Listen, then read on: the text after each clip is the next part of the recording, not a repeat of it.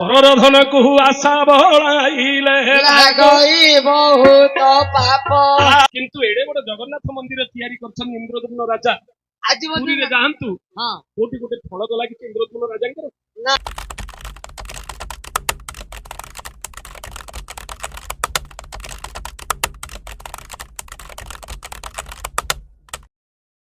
କାହିଁକି କଣ ପାଇଁ ଏ କଥାଟି କହୁଛି? କଣ ପାଇଁ? ଜାଣିନ କଣ ପାଇଁ? କଣ ଆପଣ କହିଲେ ସେଥିରେ କି ପାପ ମୁଁ ଜାଣିଲି। କି ପାପ ମୁଁ ଜାଣିନି। ଧର୍ମ କଣ ଜାଣିନ? ନା ପରର ଧନକୁ ଆଶା ବଳାଇଲେ ଲାଗଇ ବହୁତ ପାପ। ଆହେ ଜନେ ଲାଗଇ ବହୁତ ପାପ। ଦେଖି ପର ନାରୀ କାମେ ହେଲେ ଘାରି ତମ ଭାଙ୍ଗେ ତାର ଦର୍ପ। ଶିଷ୍ୟ ହୋଇ ଯେବେ ଗୁରୁଙ୍କ ଆଗରେ କହିବ ମିଥ୍ୟା ବଚନ। ଆହେ ଜନେ କହିବ ମିଥ୍ୟା ବଚନ। ମଲେ ଆର ଜନ୍ମେ କୁକୁର ରୂପରେ ଏ ମତେ ହେବ ଜନମ। ଆହା ଏ ମତେ ହେବ ଜନମ। ଆଜ୍ଞା, ଶିଷ୍ୟ ହୋଇ ଯେବେ ଗୁରୁଙ୍କ ଆଗରେ କହିବ ମିଥ୍ୟା ମିଥ୍ୟା ବଚନ। ବଚନ। ଶିଷ୍ୟ ଯଦି ଗୁରୁକୁ ମିଛ କଥା କହିବ, ଆଚ୍ଛା ଏ ଜନ୍ମଟା ଏମିତି ଯିବ। ଯିବ। ଶୁଣୁଥ ପିଲାମାନେ, ତମେ ଶୁଣୁ ତ ତମ ପାଇଁ କାମୁଡାଇବ। ଏ ପାଠଟା ଖାଲି ବୁଢା ମାନଙ୍କ ପାଇଁ ନାହିଁ, ପିଲାମାନଙ୍କ ପାଇଁ ମଧ୍ୟ ଅଛି। ଗୁରୁଙ୍କୁ କେବେ ମିଛ କଥା କହିବାକୁ ହବ ନାହିଁ। ମିଛ କହିଲେ ମହାପାପ, ସତ କହିଲେ ଜଗନ୍ନାଥ ବାସ୍। ଜୀବନରେ କେବେ ବାପା ମାକୁ, ଗୁରୁଙ୍କୁ ଏଗୁଡାକ କେବେ ମିଛ କଥା କହିବାକୁ ହବ ନାହିଁ। ଗୋଟିଏ ତମେ- ମିଛ ଯଦି କହିବ 100ଟା ପାପ ଅର୍ଜନ କରିବାକୁ ପଡିବ। ତମେ କେବେ ମିଛ କଥା କହିନ ନା? ଦେଖିଲ ସବୁ କହିଛନ୍ତି। ହଉ ଠିକ ଅଛି, ପାଟି କର। ରୁହ। ରୁହ ମୋର ଏଠି ଗୋଟେ ପ୍ରଶ୍ନ ବା। ତମେ ଯୋଉ କହିଲ ଗୁରୁକୁ ଯିଏ ମିଛ କଥା କହିବ କୁକୁର ଜନ୍ମ ହବ। ହେଲେ ତ ବହୁତ କୁକୁର ସଂଖ୍ୟା ଅଧିକା ହେଇଯାଇଥାଏ। କୁକୁର ସଂଖ୍ୟା ଅଧିକା ହଉନାହାନ୍ତି? ତୁ ବୋଲେ ଜାଣିଛୁ? ମିଛ ବହୁତ କହୁଛନ୍ତି କି? ଆରେ କୁକୁର ସଂଖ୍ୟା କେତେ ବଢୁଛି ତୁ ଜାଣିଛୁ? ପଢୁଛି ତୁ ହିସାବ ରଖିଛୁ କେବେ? ରଖିଛି ଭୁବନେଶ୍ୱରରେ ଚାଲିଥିଲା ଗଣନା ଆଉ। ଆରେ କୁକୁର ଯେତିକି ବଢିଛି, ଯେତେ ସଂଖ୍ୟାରେ କୁକୁର ବଢିଛି, ଆଜି ମଣିଷଠୁ କୁକୁର ସଂଖ୍ୟା ଅଧିକ ହେଇଯାଇଛି। ଜାଣିଛୁ? ଗଣନା ଚାଲିଥିଲା। କାହିଁକି ମୁଁ ଏ କଥାଟା କହିଲି? କାହିଁକି? ଧର୍ମ ଯୁଧିଷ୍ଠି ହଁ ଆଚ୍ଛା ଧର୍ମ ଯୁଧିଷ୍ଠି ଗୁରୁକୁ ଟିକେ ମିଛ କହିଦେଲେ। ମିଛ କହିଲେ। ନରବା ଗୁଞ୍ଜରେ ଅଶ୍ୱସ୍ଥାମା। ସତ। ଆପଣ ମହାଭାରତରେ ସମସ୍ତେ ଆମେ ଶୁଣିଛେ କଥା। ହଁ ସାଇଲେନ୍ସ ପ୍ଲେ। ମହାଭାରତ ଯୁଦ୍ଧ ଚାଲିଛି, ଚାଲିଛି। ଭୀମର ଗଦା ମାଟିରେ ହାତୀ ଅଶ୍ୱତ୍ଥାମାଟା ମରିଗଲା। ମରିଯାଇଛି। କୃଷ୍ଣ ଚାରିଆଡେ ହାଲା କରିଦେଲେ, ଅଶ୍ୱତ୍ଥାମା ମରିଗଲା, ଅଶ୍ୱତ୍ଥାମା ମରିଗଲା। ଦ୍ରୋଣ ଶପଥ କରିଥିଲେ, ମୋ ହାତରେ ଧନୁ ଥିଲେ ଏକ ସଂସାରରେ କିଏ ମତେ ମାରିପାରିବ ନାହିଁ। ନାହିଁ। ମୋ ପୁଅ ମରିବା ଖବର ମୁଁ ଯୋଉ ଦିନ ଜାଣିବି, ମୋ ହାତରୁ ଧନୁ ଛାଡିବି। ଏ କଥାଟି କୃଷ୍ଣ ଜାଣିଛନ୍ତି। ଜାଣିଛନ୍ତି। ସଂସାରରେ ଦ୍ୱାପର ଯୁଗରେ ଦ୍ରୋଣ ଭଳି ବୀର, ଦ୍ରୋଣ ଭଳି ଗୁରୁ କିଏ ନଥିଲେ। ହାତରେ ଧନୁ ଥିଲେ, କେମିତି ପୁଅ ନାହିଁ ଯେ ତାଙ୍କୁ ମାରିପାରିବ। କିନ୍ତୁ ଅଶ୍ୱତ୍ଥାମା ମରିବା ଖବର ଜାଣିଲା କେ ସେ ଧନୁ ଛାଡିବେ। ହେଲେ ହାତୀ ଅଶ୍ୱତ୍ଥାମାଟା ମରିଛି, ହଁ ଅଶ୍ୱତ୍ଥାମା ମରିଗଲେ ଚାରିଆଡେ ହାଲା କରିଦେଲେ। ସେମିତି ଦ୍ରୋଣ କାନରେ ପଡିଲା, ଭାବିଲେ ମୋ ପୁଅ ମରିଗଲା। କାହାକୁ ପଚାରିବି, କିଏ ମତେ ସତ କଥା କହିବ? ବିଚାର କଲେ କୌରବ ପାଣ୍ଡବ ଭିତରେ ଜଣେ ହଉଛି ସତ୍ୟବାଦୀ, ଦ୍ୱିତୀୟ ହଉଛି ଧର୍ମ ଯୁଧିଷ୍ଠିର। ତାକୁ ପଚାରିବି, ସିଏ ମତେ ସତ କଥା କହିବ। ଜୀବନରେ କେବେ ମତେ ମିଛ କଥା କହିନି। ଧର୍ମ ଯୁଧିଷ୍ଠିକି ପଚାରିଲେ, ବୋଲେ ବାବୁରେ ବାବୁରେ ମୋ ପୁଅ ଅଶ୍ୱତ୍ଥାମା ମରିବାଟା କଣ ସତ? ସତ। କୃଷ୍ଣ କହିଲେ ହଁ କର, ହଁ କର। ଯୁଧିଷ୍ଠିର କହିଲେ, ପ୍ରଭୁ ମୋ ଜୀବନରେ କେବେ କାହାକୁ ମିଛ କହିନି। ମୋ ଗୁରୁଙ୍କୁ କେମିତି ମିଛ କଥାଟି କହିବି? ଏ ସବୁ ମତେ କାହିଁକି ପ୍ରବର୍ତ୍ତଉଛ? ମୁଁ କାହିଁକି ଗୁରୁଙ୍କୁ ମିଛ କଥାଟି କହିବି? କୃଷ୍ଣ ବୋଲେ, ଯଦି ମିଛ ନ କହିବ ଏ ମହାଭାରତ ଯୁଦ୍ଧ ଆମେ ଜିଣି ପାରିବା ନାହିଁ। ଏ ଦ୍ରୋଣ ସମସ୍ତଙ୍କୁ ମାରିଦେଲେ, ଆମ ସମସ୍ତଙ୍କୁ ଦ୍ରୋଣ ଗୁରୁ ମାରିଦେଲେ। ମରିଯାଆନ୍ତୁ। ଯୁଧିଷ୍ଠିର ବୋଲେ, ମରିଯିବା ପଛେ ସିନା ମିଛ କଥା ମୁଁ ଗୁରୁଙ୍କୁ ମିଛ କଥା କହିପାରିବି ନାହିଁ। କୃଷ୍ଣ ବୋଲେ, ପୁରା ନ କଲେ ଟିକିଏ କହିଦିଅ, ପୁରା କୁହନ, ଟିକିଏ କହିଦିଅ। ନା କଣ କହିବି କୁହ? ନରବା କୁଞ୍ଜରେ ଅଶ୍ୱତ୍ଥାମା। ନରବା କୁଞ୍ଜର ଅଶ୍ୱତ୍ଥାମା। ନର ବୋଲେ ମଣିଷ, କୁଞ୍ଜର ବୋଲେ ହାତୀ। କି ଅଶ୍ୱତ୍ଥାମା ହଉ କି ମଣିଷ, ଅଶ୍ୱତ୍ଥାମା ମରିବାଟା ସୁନିଶ୍ଚିତ। କୃଷ୍ଣଙ୍କ କଥାରେ ଯୁଧିଷ୍ଠିର କହିଦେଲେ। କୁଞ୍ଜର ବୋଲି କହିଲା ବେଳକୁ ଶଙ୍ଖଟା ଧୀରେ ଫୁଙ୍କିଦେଲେ। ଏ ଶଙ୍ଖ ଶବ୍ଦ ଭିତରେ କୁଞ୍ଜର ଶବ୍ଦଟା ଲୁଚିଗଲା। ଧନୁଟା ଛାଡ଼ିଦେଲେ। ଯେମିତି ହାତରୁ ଧନୁଟା ଛାଡିଦେଲେ, ଧୃଷ୍ଟଦ୍ୟୁମ୍ନ ପଛପଟେ ଜଗିଥିଲେ, ଖଡଗଟା ବାହାର କଲା, ଦ୍ରୋଣଙ୍କର ମୁଣ୍ଡଟା ଛିଡ଼ିକିରି ପଳେଇଲା। ପାପଟା କାହାକୁ ଲାଗିଲା ଜାଣିଛୁ? ଯିଏ ହାଣିଲା ତାକୁ। ଆଣିବା ଲୋକକୁ ନାହିଁ।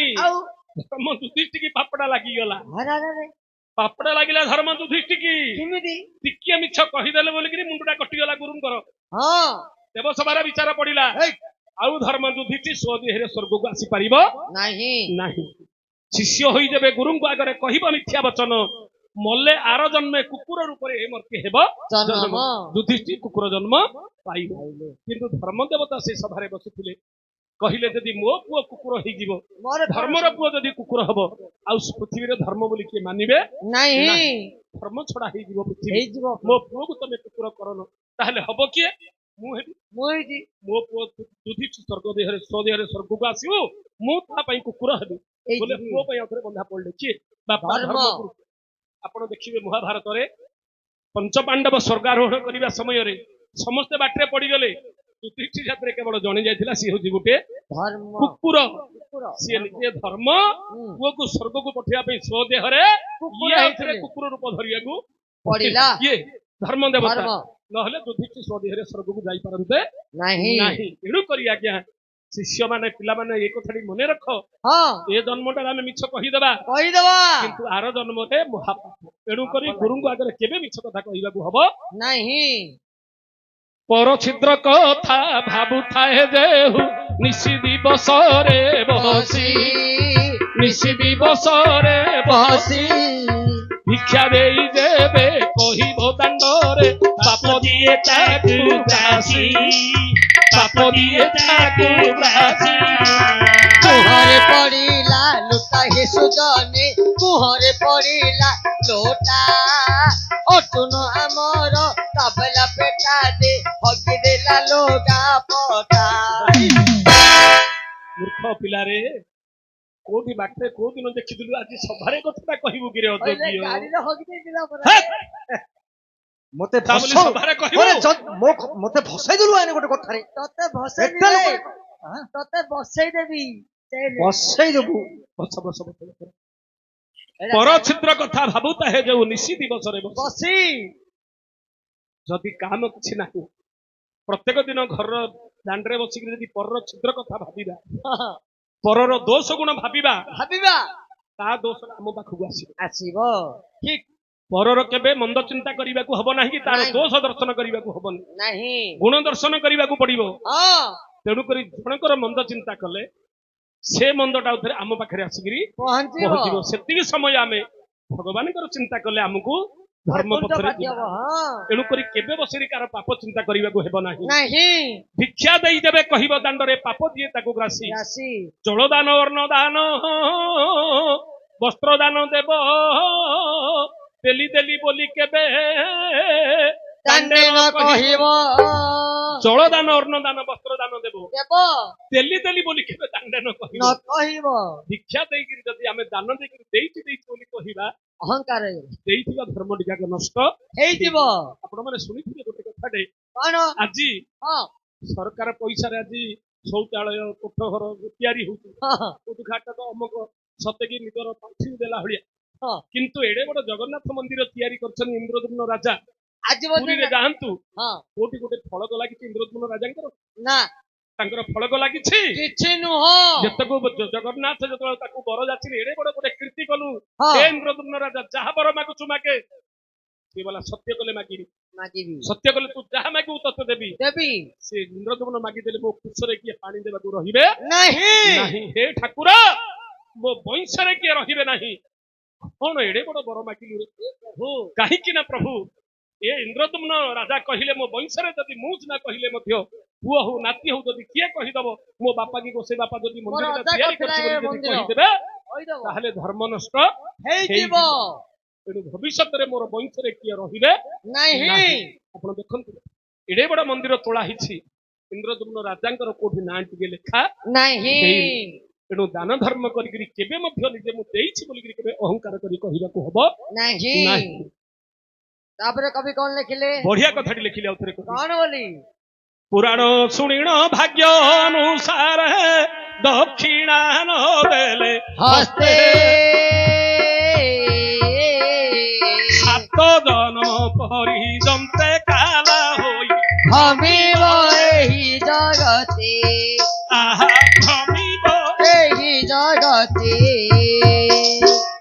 ପୁରାଣ ଶୁଣିନ ଭାଗ୍ୟ ଅନୁସାରେ ହଁ ଦକ୍ଷିଣା ନଦେଲେ ହସ୍ତେ। ହସ୍ତେ। ଆରେ ଗୋଟେ କଥା ତୁ ଜାଣିଛୁ କଣ ମାମୁଁ? ଲକ୍ଷ୍ମୀ ଅଲକ୍ଷ୍ମୀ ହଉଛନ୍ତି ଦି ଭଉଣୀ। ଦି ଭଉଣୀ। ଲକ୍ଷ୍ମୀ ଅଲକ୍ଷ୍ମୀ ହେଲେ ଦି ଭଉଣୀ। ଦି ଭଉଣୀ ଲକ୍ଷ୍ମୀ କି ଭଗବାନ ବିଷ୍ଣୁ ବିବାହ ହେଇଗଲେ, ବିବାହ ହେଇଗଲେ। ଅଲକ୍ଷ୍ମୀ କି କିଏ ବିବାହ ହେଲେ? ଆଉ ଲକ୍ଷ୍ମୀରେ କିଏ ଜାଣି ବିବାହ ହବ? ଅଲକ୍ଷ୍ମୀ କି କିଏ ବିବାହ ହେଲେନି? ନା ନା ଜାଣିକିରି ନା। କିଏ ନବ ଅଲକ୍ଷ୍ମୀ? କିଏ ନବନି? ତାପରେ ସାନ ଭଉଣୀ ହେଲେ ଲକ୍ଷ୍ମୀ, ବଡ ଭଉଣୀ ହେଲେ ଅଲକ୍ଷ୍ମୀ। ହଁ ଆଗେ ଲକ୍ଷ୍ମୀ କି ଯେତେବେଳେ ଭଗବାନ ବିବାହ ହେଲେ ବଡ ଭଉଣୀ କିଏ ବିବାହ ହେଲାନି? ହେଲେନି। ବୋଲେ ଘରେ ଆଗେ ସାନ ଝିଅଟା ବିବାହ ହେଇଥିବ, ବଡ ଝିଅଟା ଥିଲା ବୋଲେ କିଏ ବିବାହ କି? ନା କିଏ ନା କୁଣା ଗାଛୁ ବୋଲି କହିବୁ? କିଛି ନା କିଛି ଦୋଷ ଅଛି ଆଉ। ଯଦି ସାନ ଭାଇଟା ବିବାହ ହେଇଥିବ, ଘରେ ବଡ ଭାଇଟା ଥିବ, ତାକୁ କିଏ ବୋଉକିଲା ଦବ କି ଆଉ? ନା ନା ନା। ନା ନାହିଁ, କୁଣ ବୋଲି କହିବେ ଆଉ। ହଁ। ସେମିତି ଯେତେବେଳେ ଲକ୍ଷ୍ମୀ ହେଲେ ସାନ ଭଉଣୀ, ଅଲକ୍ଷ୍ମୀ ବଡ ଭଉଣୀ। ଆଗେ ଲକ୍ଷ୍ମୀ ବିବାହ ହେଇଗଲେ, ଲକ୍ଷ୍ମୀ କି ଆଉ ବିବାହ ହେଲେ। ସବୁଦିନେ ବରୁଣ ଦେବତା କାନ୍ଦିଲେ। ଝିଅଟି ଯେତେବେଳେ ଘରେ ରହିବ, ବାପା ମାକୁ ଚିନ୍ତା ଲାଗିବ। ହଁ ବରୁଣ ଲକ୍ଷ୍ମୀ କହିଲେ ବୋଲେ ମା ଲୋ, ମାଲୋ। ତୋ ସ୍ୱାମୀ ତ ବିଷ୍ଣୁ ଭଗବାନ ଏଡେ ବଡ ଲୋକ ଏଡେ ସଂସାର। ବଡ ଲୋକ, ସଂସାର ମୁଖ୍ୟମନ୍ତ୍ରୀ। ନା ନାହିଁ, ହଁ ହଁ ତୁ ଟିକେ କହିକିରି କୋଉଠୁ ହେଲେ ଗୋଟେ ବର ପିଲାଟି ଠିକ କରିଦେବି, ଝିଅଟାକୁ ବେକରେ ବାନ୍ଧିକିରି କେତେ ଦିନ ରହିଥିଲେ ନା? ହଁ। ପଢିଆଳି ଝିଅ ଯଦି ଘରେ ରହିଲେ 21 ପୁରୁଷ ନଟକରେ ପଡନ୍ତି ନା? କରନ୍ତି ମା। କୁଆଡେ ହେଲେ କହିକିରି ବର ପାତ୍ର ଠିକ କରିଦେ। କରିଦେଲ ମା। ଲକ୍ଷ୍ମୀ କଣ କଲେ? ଭଗବାନ ବିଷ୍ଣୁଙ୍କୁ କହିଲେ। କହିଲେ। ବିଷ୍ଣୁ କେତେ ଲୋକକୁ ଡାକିଲେ, ପଚାରିଲେ ହଁ। ବାବୁରେ ଓ। ମୋର ଗୋଟିଏ ଦେଢ ଶାଶୁ ଅଛି, ହଁ। କିନ୍ତୁ ଅଲକ୍ଷ୍ମୀ ସିଏ, ତାକୁ ବିବାହ କରିବୁ? ହେ! ତମେ ଭଲ ପରା କହୁଛ ଆଉ। ଅଏ ତମେ ସଂସାର ବଡ ଲୋକ ବୋଲି ତମେ ଲକ୍ଷ୍ମୀ କି ବାହା ହେଇଛ, ମୋ ଲକ୍ଷ୍ମୀ ବାହା ହେବି କିଏ? ଦରକାର ନାହିଁ ସେ ମାଇପ ମତେ। ସମସ୍ତେ ଏ କଥା କହିଲେ, ଦରକାର ନାହିଁ। କେହି ମଧ୍ୟ ବିବାହ କଲେନି। ଦରକାର ନାହିଁ ବିଷ୍ଣୁ ଆମର। ପଚାରିଲେ କାହାକୁ କହିବି, କିଏ ମୋ କଥା ରଖିବ? ତମର ଯେ ପରମ ଭକ୍ତ। କିଏ ପରମ ଭକ୍ତ ଉଦାଳ କରୁ ଦେଖିଲେ କିଏ ମୋ କଥା ରଖିବ? ମିଳିବାକୁ ନାହିଁ।